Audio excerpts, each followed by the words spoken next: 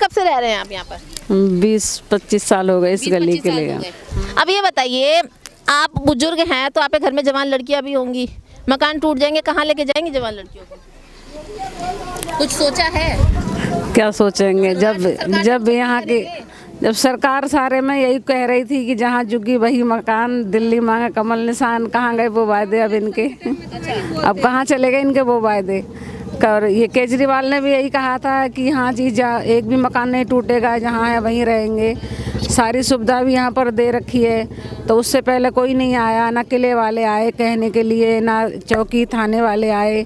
क्या ये लोग जानते थे तो फिर इन्होंने बेचा ही क्यों खरीदते लोग? थोड़ा थोड़ा पैसा करके जिन लोगों ने अपने मेहनत मजदूरी करके भरा है वो अपना कहीं और लगाते। अगर ये ना बेचते, इनको तो पता था कि टूटेगा, तो इतना परेशान क्यों होते हम लोग? अब इन्होंने पैसा भी ले लिया, लोग कैसे कैसे एक एक पैसा जोड़ के घर मकान बेच करके गांव से यहाँ आए हैं, और वो पैसा भी ले लिया इन लोगों ने और घर से बर्बादी भी तैयार कर रहे हैं। तो ये तो ठीक नहीं है, किसी के लिए भी अच्छा नहीं है।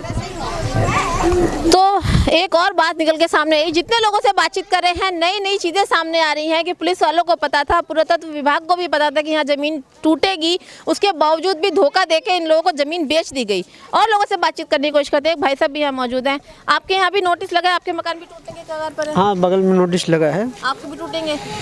तो क्या कहना चाहेंगे अब इस मामले को लेकर?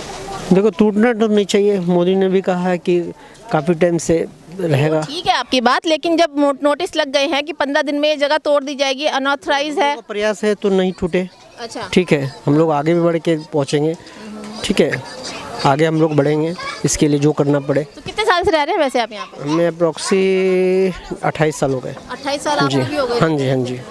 तो 28 साल के अंदर कभी इस तरह का माहौल नहीं बना कि ये जमीन टूट सकती है या कुछ? बीच बीच में 1-2 बार और भी आई थी तोड़ फोड़ की, पर टल गई बात, है ना। कोर्ट में केस चल रहा था, फिर अब बार फिर देखिए क्या होता है। हम गरीबों की भला होता है, हम तो उम्मीद करते हैं भगवान से। आप क्या कहना चाहेंगे भाई साहब? आप कुछ बोलेंगे? तो लोग रह रहे हैं यहाँ पे 28 साल से, 10 से 15 साल सुनने के बाद में ये दूसरे शख्स हैं जो बता रहे हैं 28 साल से। माता जी ने भी बताया कि 25 साल से वो रह रही है। मतलब कुल मिला के कहा जाए तो 30 साल इस जगह को हो गए जब इस 30 साल में इस जगह की प्लॉटिंग हुई थी। जब लोगों को पता था कि यहाँ पर मकान टूटने हैं, उसके बावजूद भी धोखा देके लोगों को यहाँ से मकान बेचे गए। और अब सबसे बड़ी समस्या ये है क्योंकि अब लोग बस चुके हैं, 28 साल उनको हो चुके हैं।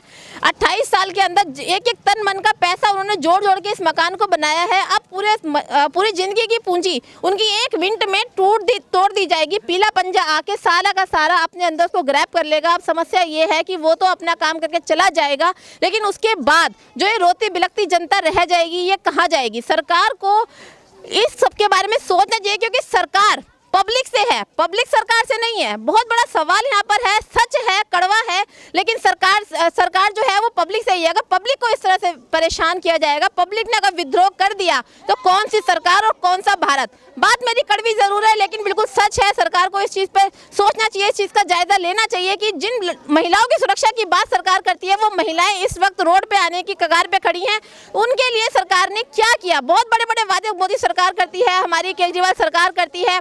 महिलाओं बचाओ, महिलाओं की सुरक्षा के लिए ये, महिलाओं की सुरक्षा के लिए वे, कहते हैं CCTV कैमरास लगाया है। वो कवरेज हम आपको बाद में दिखाएंगे कि कितनी सच है उनकी बातों के अंदर। लेकिन फिलहाल यहाँ पर जो है महिला खतरे में है। युवा का जो यहाँ का युवा है, जो हमारे देश का युवा है, जिसको बताते हैं कि युवा आगे आने के बाद में देश का भविष्य बनेगा, वो खतरे में। ये छोटे छोटे बच्चे, ये देखिए, ये इतने जरा जरा से बच्चे, आप बता सकते हैं कहाँ जाएंगे इतनी ठंड के अंदर? इनके मकान तोड़ दिए जाएंगे, कहाँ जाएंगे ये बच्चे? क्या ये बच्चे जो है ये देश का भविष्य नहीं है? क्या इन बच्चों में आपको देश का भविष्य नजर नहीं आ रहा है? क्या अगर इनके घर तोड़ दिए जाएंगे तो गुस्से के अंदर यही बच्चे हैं जो आगे जाके आतंकवादी का रूप लेते हैं, जिसे फिर सरकार कहती है पाकिस्तानी है, मुसलमान है, समथिंग समथिंग कहकर करार दिया जाता है। तो जो जड़ है वो सरकार से ही शुरू होती है। सरकार को इस चीज़ का सोचना चाहिए, इस चीज़ के बारे में कि अगर यहाँ से वो मकान तोड़ रही है तो यहाँ से कोई नया आतंकवादी पैदा ना हो, यहाँ से जो भी बच्चा निकले वो सरकार, वो हमारे भारत की सुरक्षा के लिए खड़ा हो। इस चीज़ के लिए सरकार को इस चीज़ पर संज्ञान लेना चाहिए। और अगर इनके मकान तोड़ते हैं, इनको घर से बेघर करती है सरकार, तो इनके घर के बारे में सोचना चाहिए।